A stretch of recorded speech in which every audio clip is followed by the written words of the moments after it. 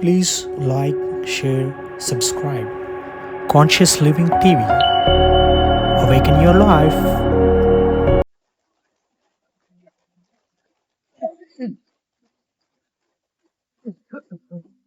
Thank you very much.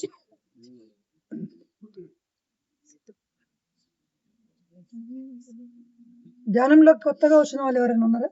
ఈ 1 month లో ఎవరైనా చేతులు లేపండి.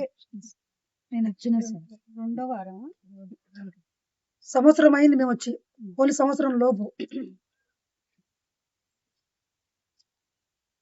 ఓకే, సో అందరు సీనియర్లే ఉన్నారు ఇక్కడ. లేదు సార్, నేను జూనియరే సార్. అవును. మొన్న ఒకసారి ఇప్పుడు వచ్చాను. ఓకే, అందరు నాతో పాటు చెప్పండి. చేతులు పెట్టండి.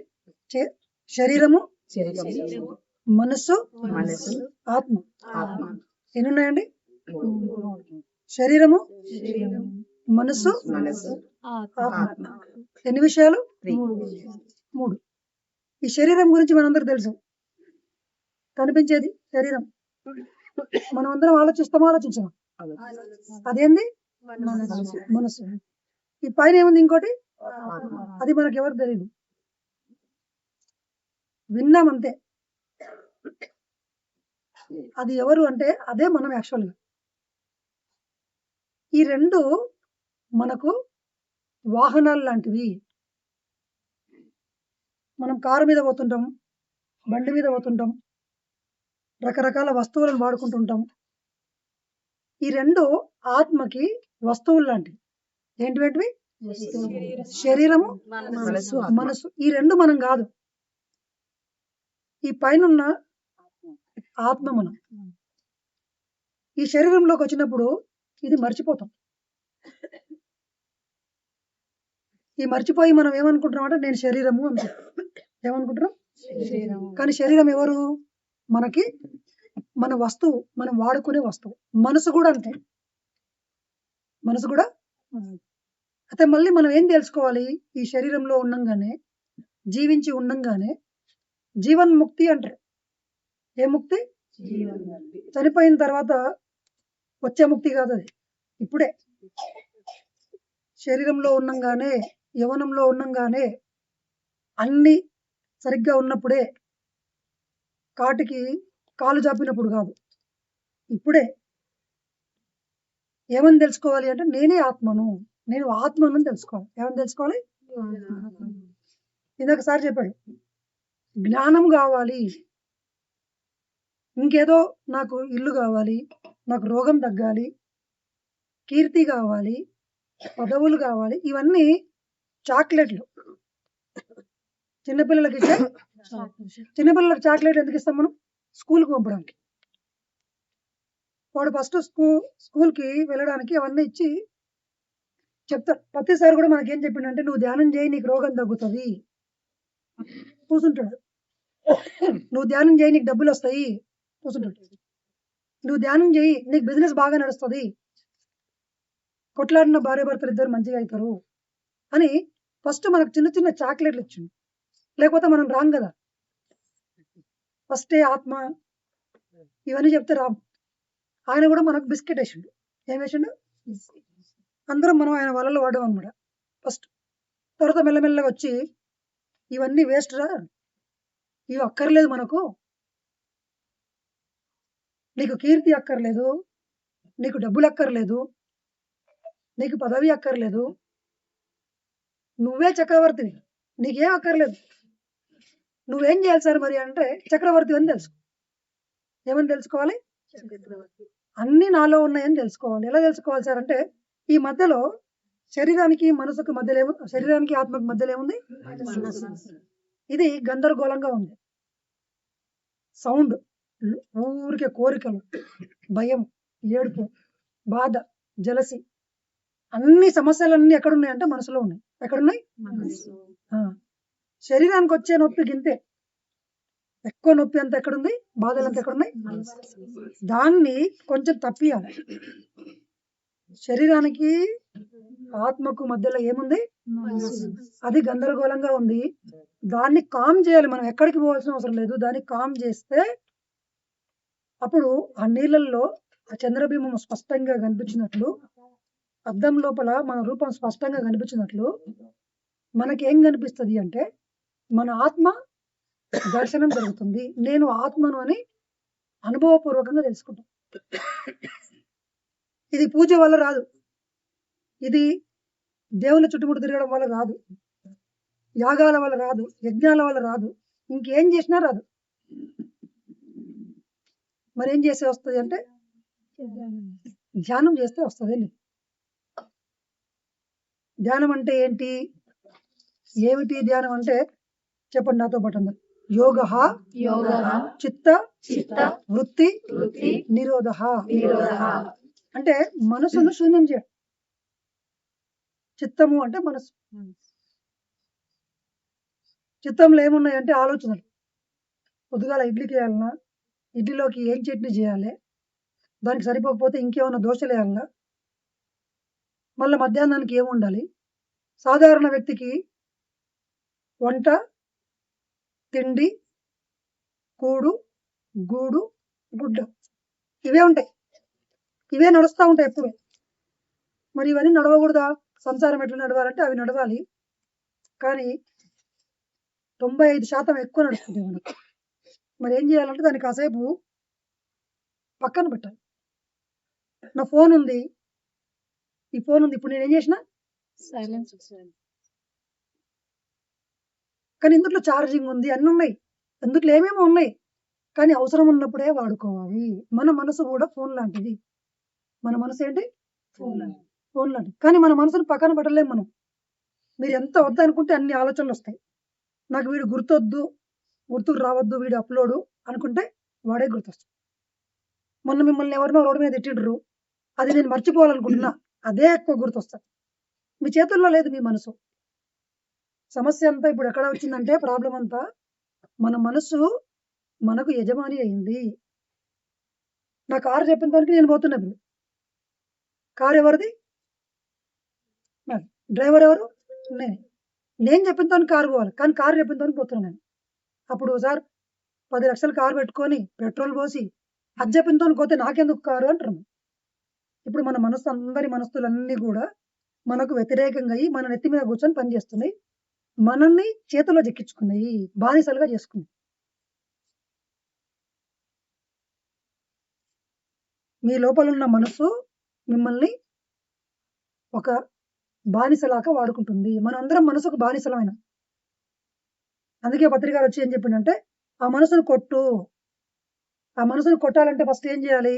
శరీరాన్ని కట్టేయాలి, మనసును కొట్టాలి. శరీరాన్ని కట్టేసి మనసును కొడితే ఏమొస్తుంది అంటే ఆత్మ వస్తుంది. దొరికే ఫలితం ఏంటి? ఆత్మ దొరికించుకోవాలి. అన్నిటికన్నా మనందరం ధ్యానం ఎందుకు చేస్తాము అంటే ఈ రోగాలు, నొప్పులు, బాధలు ఇవన్నిటి కోసం కాదు, ఆత్మ జ్ఞానం కోసము. ఏంటది? ఏంటి ఆత్మజ్ఞానం అంటే నేను ఆత్మను అని తెలుసుకోవడమే ఆత్మజ్ఞానం. నేను ఆత్మను అని తెలియాలి. ఎప్పుడు తెలుస్తామంటే మనసు మాయమైనప్పుడు. ఈ రెండింటికి మధ్యలో గోడ ఉంది, ఆ గోడ మాయం కావాలి. ఎట్లా మాయమవుతుంది? మీరు ఎంత తిప్పలు పడితే అంత మనసు బలంగా తయారు. ఎంత ఆపాలని ట్రై చేస్తే మీ మనసు ఇంకా గోడలాగా ముందుకు వచ్చి నిలబడుతుంది. మరేం చేయాలి? బుద్ధుడు చెప్పిండు అనమాట టెక్నిక్.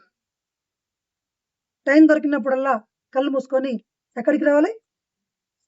శ్వాస. ఎక్కడికి రావాలి? ఎక్కడుంది శ్వాస? మన ముక్కు ఇక్కడ. ఇక్కడ గమనించాలి మనం. ఎక్కడ గమనించాలండి? ఇక్కడ. కొంతమంది అంటారు శ్వాసను నేను ఇక్కడ గమనించాలా, ఇక్కడ నుంచి ఇట్లా వచ్చి ఇక్కడికి వస్తుంటుంది. ఎక్కడ గమనించాలి? ఇక్కడ గమనించాలి.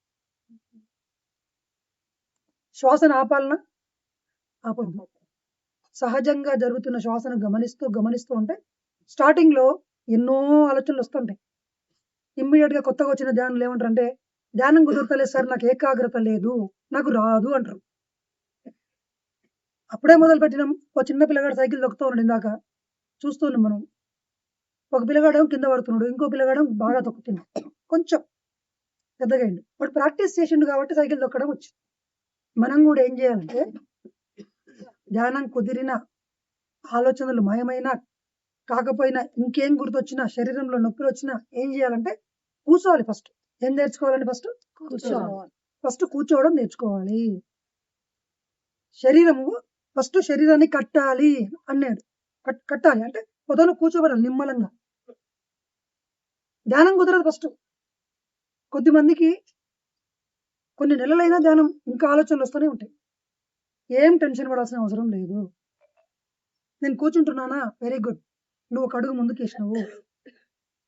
ఈరోజు 2 గంటలు కూర్చున్నాను, 2 అడుగులు ముందుకేసాము. సరే నొప్పులు వస్తున్నాయి ధ్యానంలో, ఏవేమో గుర్తొస్తున్నాయి, నో ప్రాబ్లం, గుర్తొస్తాయి. గుర్తు రాకపోవడానికి మీరు 30-40 సంవత్సరాల నుంచి వేసుకున్న చెత్త అంతా ఇక్కడే ఉంది. గత జన్మలో చెత్త కూడా ఉంది ఈ మైండ్లో. ఈ జన్మలోందే కాదు, చిన్నప్పటి నుంచి చూసినవి, విన్నవి, తిట్టినవి, తిట్టించుకున్నవి అన్నీ ఉన్నాయి ఇక్కడ, ఈ మైండ్లో ఉన్నాయి. అవన్నీ ధ్యానంలో కూర్చున్నప్పుడు బయటకు వస్తుంటాయి. మరి ఏం చేయాలి మనము అంటే, వీడు అబద్ధం చెప్తున్నాడు అంటే మళ్ళీ మీకు మీరే చెప్పుకుంటారు, నేను ఎప్పుడు ధ్యానం కూర్చున్నాను. ఇంతకుముందు సార్ చెప్పాడు, నేను నడి రోడ్డు మీద కూర్చున్నా, నాకు 5 నిమిషాల్లో శూన్యంలోకి వెళ్ళిపోతాను. గట్టిగా కొట్టండి సపోర్ట్. ఎప్పుడు మనకి ఏమని చెప్పుకోవాలి, మనతోనే మనం ఏం చెప్పుకోవాలి, నాకు ధ్యానం బాగా కుదురుతుంది. ఎవరికి కూడా ధ్యానం కుదరట్లేదని చెప్పకండి, ఏకాగ్రత లేదని చెప్పకండి, నోట్లోంచి నకారాత్మకమైన మాటలు రాకూడదు అని చెప్పి పత్రిసారి ఎప్పుడు చెప్తారు. ఆయన మనకు ఏం నేర్పించాడంటే, ఏం చేసినా ఏమన్నాడు కానీ నోట్లోంచి తప్పుడు మాట వస్తే ఇమ్మీడియట్గా ఏట్లు పడ్డట్టే. వీళ్ళందరికీ తెలుసు, సీనియర్ మాస్టర్లు అందరికీ. కొన్ని 100 సార్లు 1000 సార్లు మేము సార్ మందిని కొట్టంగా చూసినాం. ఎప్పుడు కొట్టింటాడంటే నోట్లోంచి తప్పుడు మాట మాట్లాడితే కొడతాం. నా గురించి తప్పు మాట్లాడకూడదు, పక్క వాళ్ళ గురించి తప్పు మాట్లాడకూడదు, నేను శక్తిహీనంగా మాట్లాడుకోకూడదు, ఇతరులను శక్తిని హీనంగా చేసి మాట్లాడకూడదు. ఎప్పుడు ఏం మాట్లాడాలంటే, వాడు చాలా గొప్పవాడు, నేను కూడా గొప్పవాడినే, నాకు అన్నీ వస్తాయి. చెప్పండి, ధ్యానం బాగా కుదురుతుందా కుదరదా? కుదురుతుందా? కుదురుతుంది. ఇప్పుడు సరే, ధ్యానం చేసుకోవడానికి బాగా కుదురుతుంది, ఓకే అనుకున్నాను. మరి ఎంతసేపు ధ్యానం చేయాలి? మెయిన్ సాధన మీదనే దృష్టి పెడదామా? గింత ధ్యానం చేసి నాకు రోగాలన్నీ పోవాలా? 10 లక్షల అప్పు ఉంది, నా జీతం ఏమో 10,000, ఎప్పుడు తీరుతుంది? తీరదు. మరి ఏం చేయాలి సార్, నా జీతం గంతే ఉంది కదంటే, జ్ఞానం పెంచుకుంటే ఇంకో జాబ్ వస్తాయి, మంచి జీతం బాగా వస్తుంది, అప్పుడు ఎక్కువ శాలరీ వస్తుంది, తెచ్చుకోవచ్చు. ఇక్కడ మనకు గురువులు ఏం చేస్తారంటే, మీ కర్మలను తొలగించుకోవడానికి ఎప్పటికప్పుడు మీకు కొత్తవి నేర్పిస్తూ ఉంటారు. అందులో గొప్పది ఏంటంటే ధ్యానం. ఎవరైతే ధ్యానం ఎక్కువగా చేస్తారో, సరే అంత టైం ఉండదు కదా అంటారు. నరేంద్ర మోడీ గారు రోజు 3 గంటలు ధ్యానం చేస్తారు, మీకు తెలుసు అందరికీ.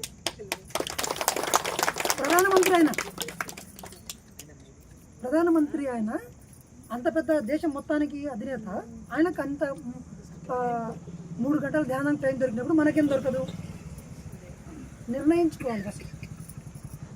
చెప్పండి, ఈ రోజు నుంచి నేను క్రమం తప్పకుండా కనీసం 3 గంటలు ధ్యానం చేస్తాను. అప్పుడు ఫలితాలు వస్తాయి.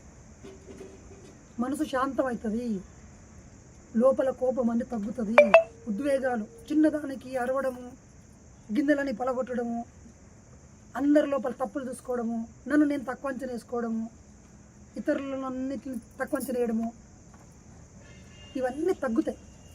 ఎప్పుడు కనీసం 3 గంటల ధ్యాన సాధన పెరగంగా వస్తుంది.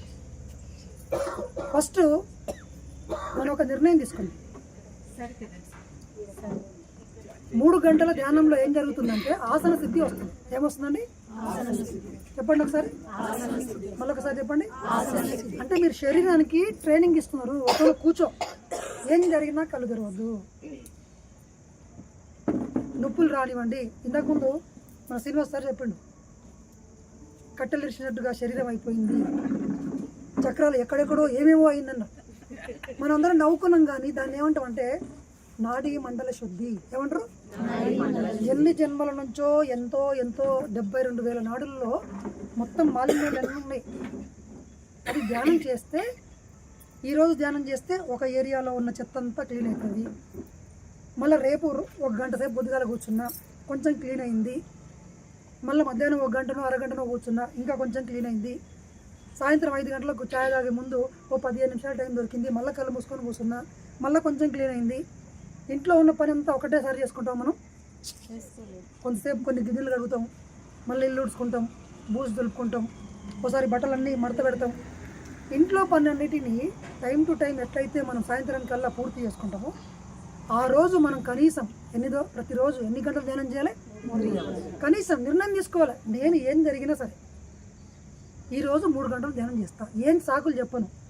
సార్ ఇవాళ నేను పని ఉంది, నాకు పని ఎక్కువైంది, నిద్ర వచ్చింది, నేను సినిమా చూసినా, 3 సీరియల్ ఎక్కువ చూసినా, మా ఇంటికి బంధువులు వచ్చిండ్రు, ఇవి చెప్పకూడదు. నిద్ర మానేస్తారా? స్నానం పని చేస్తారా? తినడం, ఈ 3 ఎట్లనో ధ్యానం కూడా అంతే. ఎవరైతే నిజంగా ధ్యానాన్ని నిద్ర ఎంత ఇంపార్టెంట్గా తీసుకొని ఖచ్చితంగా నిద్రపోతారో, ఎంత సీరియస్గా ధ్యానం చేస్తే ఎవరికైనా అన్ని ఫలితాలు వస్తాయి. సాధన సాధన సాధన చెప్పండి. ఈ మాటలు పనిచేద్దాం. ఈ నోట్లోంచి వచ్చే మాటలన్నిటినీ 95% మనం మొత్తం అవసరం లేకుండా మాట్లాడుతున్నాం. మధ్యలో వచ్చి ఒకరు మాట్లాడుతుంటే వచ్చి మధ్యలో మాట్లాడుతుంటారు, సంబంధం లేని విషయాల గురించి తీసుకొచ్చి మాట్లాడుతాం. ఈడ నేను మా ఇంటి గురించి చెప్పింది అనుకోండి, ఏం లాభం లేదు. ఇటు వచ్చి ఈ వేదిక వేరు. ప్రతిసారు మైక్ ఇస్తారు, సారు ఇచ్చి 2 నిమిషాలు మాట్లాడే ఉంటాడు. ఆయన స్టోరీ చెప్పుకుంటూ వచ్చాను అనుకోండి, స్టేజ్ మీద చెంపకట్టి కొట్టిండు. నేనేం చెప్పినా నువ్వు ఏడున్నావు, ఏం మాట్లాడుతున్నావు. కాబట్టి మనం ఏం చేయాలి? ఇక్కడ మనం కూడా ఉదయం నుంచి పండుకునే లోపు 95% వాక్కుల ద్వారా శక్తిని కోల్పోతున్నాం. ధ్యానం ద్వారా చాలా మందికి శక్తి వస్తుంది, కానీ నాకేం జరగలేదు అంటుంది. ఎందుకంటే ధ్యానం ద్వారా వచ్చిన శక్తిని మనం వృధా చేసాం. ఒక వ్యక్తికి నెలకు జీతం 1,00,000 రూపాయలు వస్తుంది, కానీ నెల ఆఖరికల్లా వచ్చి మిమ్మల్ని వచ్చి 10,000 అప్పు అడిగింది అనుకోండి, మీరేమంటారు? మరి నీకే 1,00,000 రూపాయలు జీతం వస్తుంది, నాకు 20,000 వస్తుంది, నన్ను నువ్వు అప్పు అడుగుతున్నావు అంటారు. ఈ 1,00,000 జీతం సంపాదించే వ్యక్తికి 1,00,000 ఖర్చు పెట్టడం రాదు, సంపాదించడం వచ్చు. ఇక్కడ మనందరికీ ధ్యానం వచ్చు, ధ్యానం చేస్తున్నాం కూడా, కానీ అందరికీ ప్రాబ్లం ఎక్కడుందంటే శక్తిని కోల్పోతున్నాము. ఎలా? ఫస్ట్ పాయింట్, నోటిలోని మాటలు 95% నెగిటివ్ మాట్లాడతాము, పక్కవాడి గురించి మాట్లాడతాము, మనలోని చేతగానితనం గురించి మాట్లాడతాము, భవిష్యత్తు బాధల గురించి మాట్లాడతాము, జరిగిన దాని గురించి మళ్ళీ మళ్ళీ మాట్లాడతాము. ఇవన్నీ వృధా.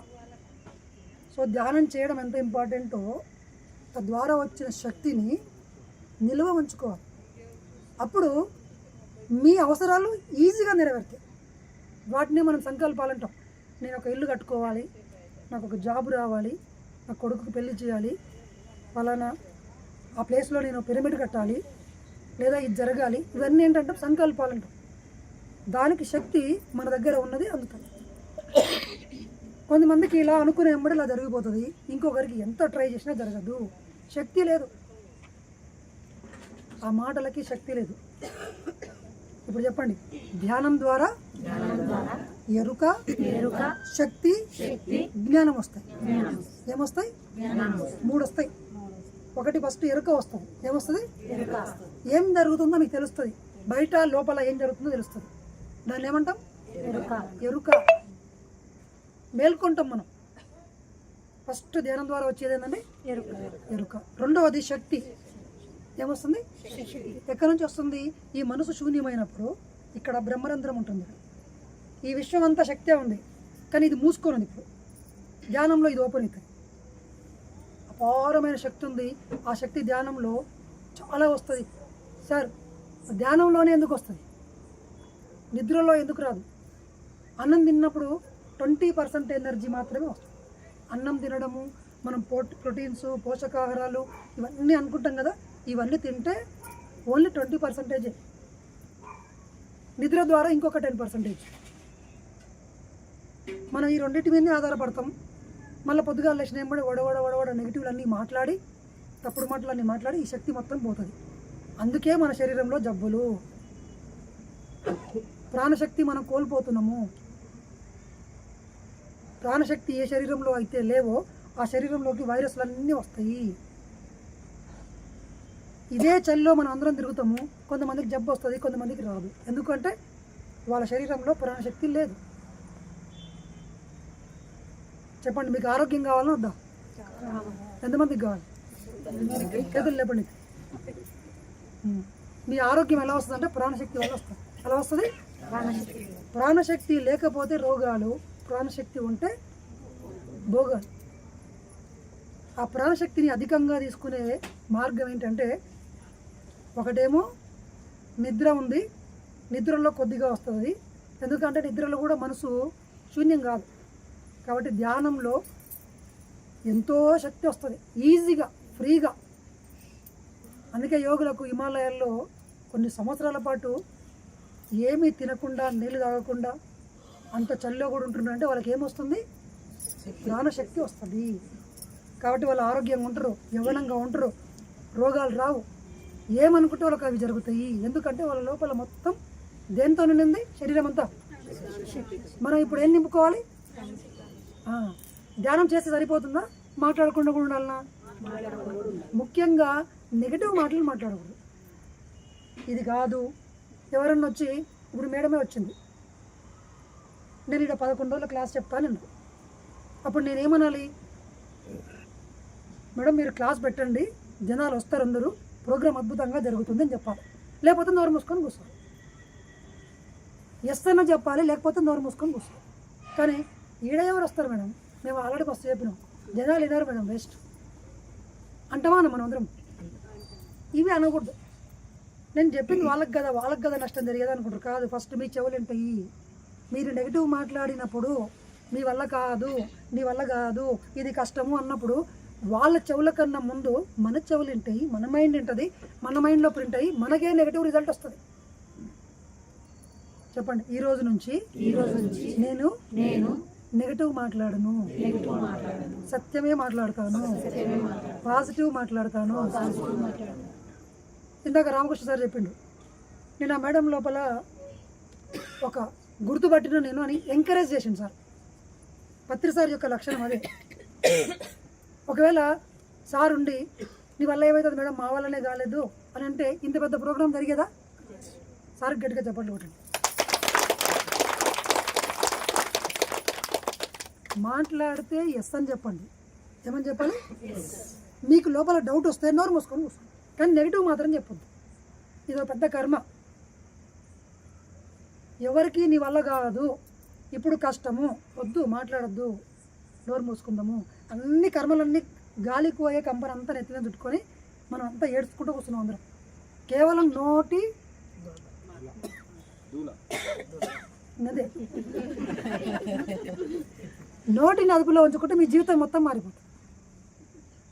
చెప్పండి, నోటిలోని మాట ఎక్కడ రాత? మీ అందరూ తెలుసు కదా.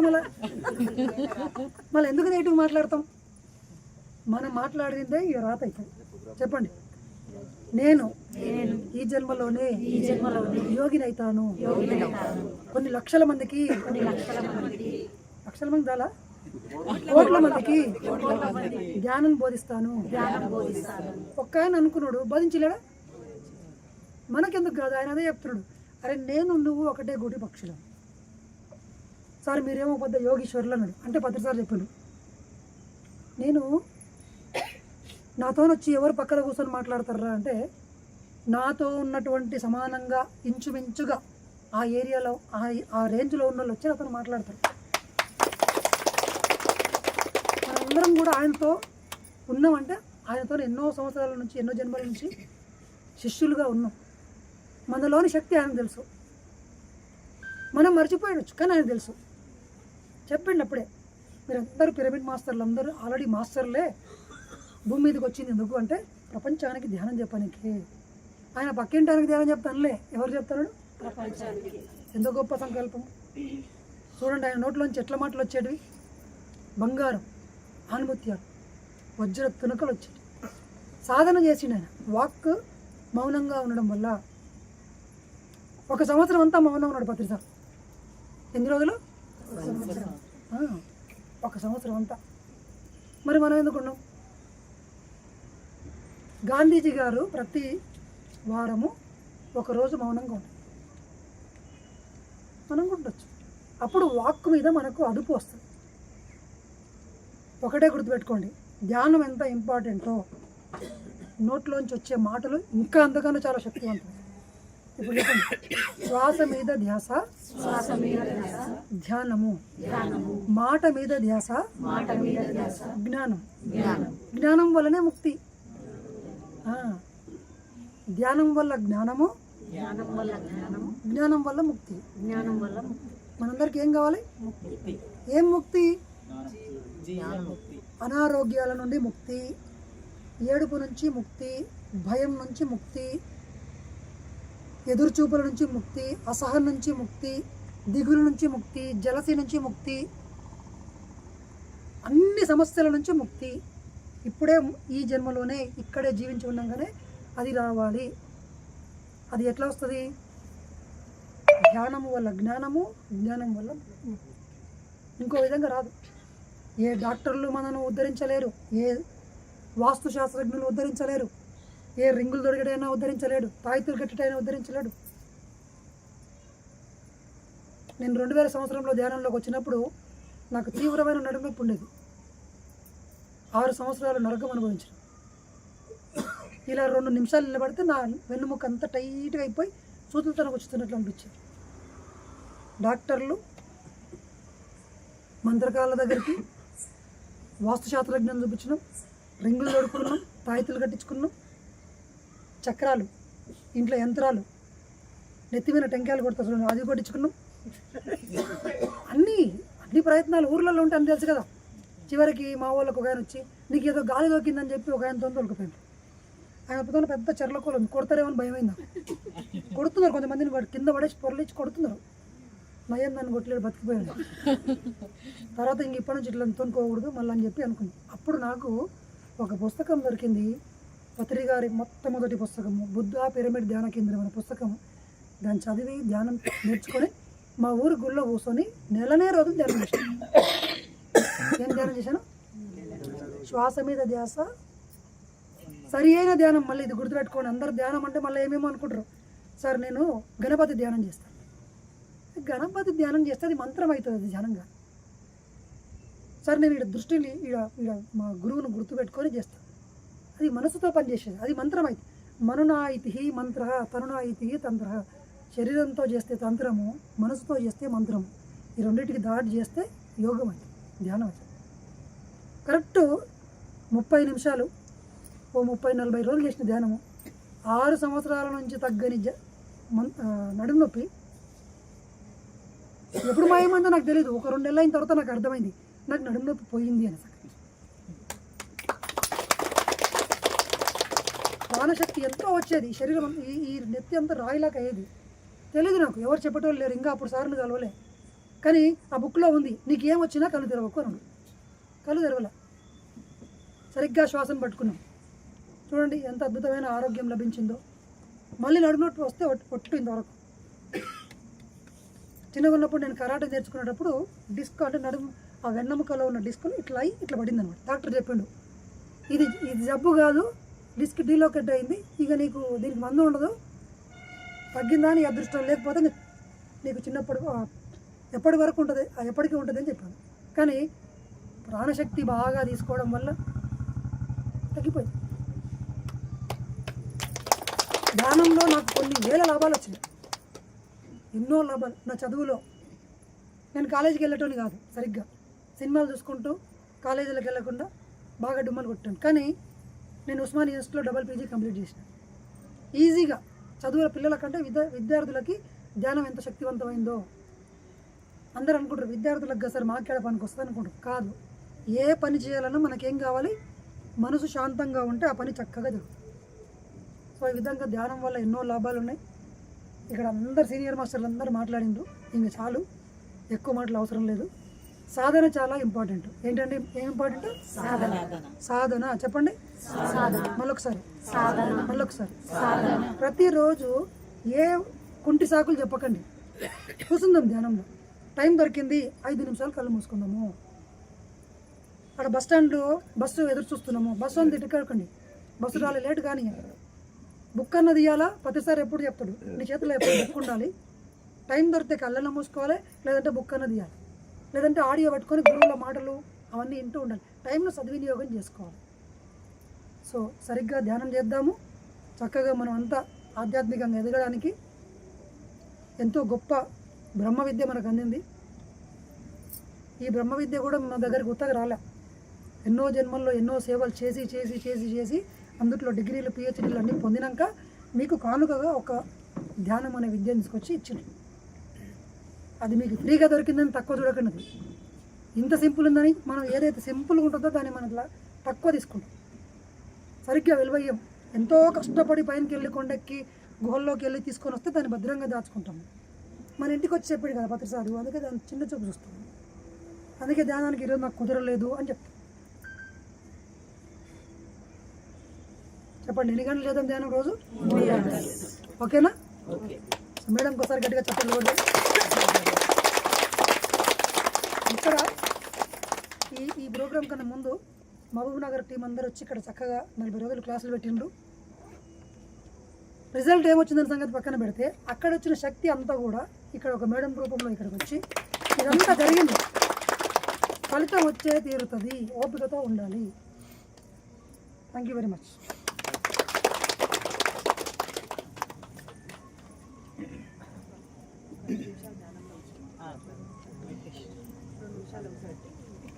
ఒక 2 minutes ధ్యానం చేద్దాం. ఫైనల్గా రిలాక్స్ అవ్వాలి. 2 నిమిషాలు అందరూ కళ్ళు మూసుకోవాలి. ఆ 2 minutes ఆలోచన లేకుండా కూర్చుందాం. 2 నిమిషాలు ఆలోచన లేకుండా కూర్చుందాం.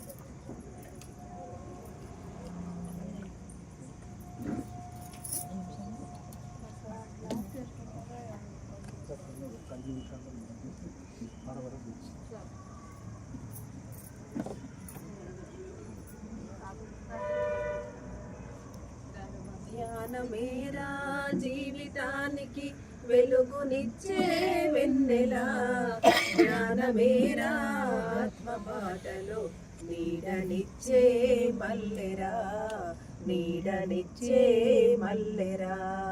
ధ్యానమేరా జీవితానికి వెలుగునిచ్చే వెన్నెలా, ధ్యానమేరా ఆత్మ బాటలో నీడనిచ్చే మల్లెరా, నీడనిచ్చే మల్లెరా. కళ్ళు రెండు మూసివేసి తలపులన్నీ తరిమివేసి శ్వాస మీదే ధ్యాస ఉంచగా యోగివయ్యే యోగమొచ్చును, యోగివయ్యే యోగమొచ్చును.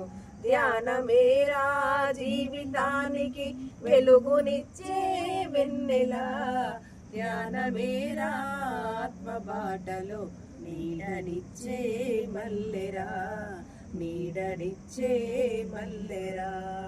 తప్పులన్నీ ఒప్పు చేసి కర్మలన్నీ కాల్చివేసి ధ్యాన గురువే చింతనుండగా చింతలెందుకు నేస్తమా, చింతలెందుకు నేస్తమా.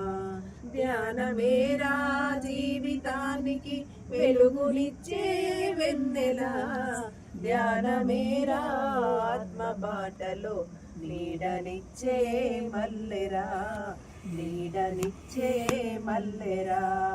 ధనము లేదని భయములెందుకు, శాంతి లేదని బాధలెందుకు, ధ్యాన ధనమే నీవు అయితే దైవమే నిన్ను చేరగా, దైవమే నిన్ను చేరగా. ధ్యానమేరా జీవితానికి వెలుగునిచ్చే వెన్నెలా, ధ్యానమేరా ఆత్మ బాటలో నీడనిచ్చే మల్లెరా, నీడనిచ్చే మల్లెరా.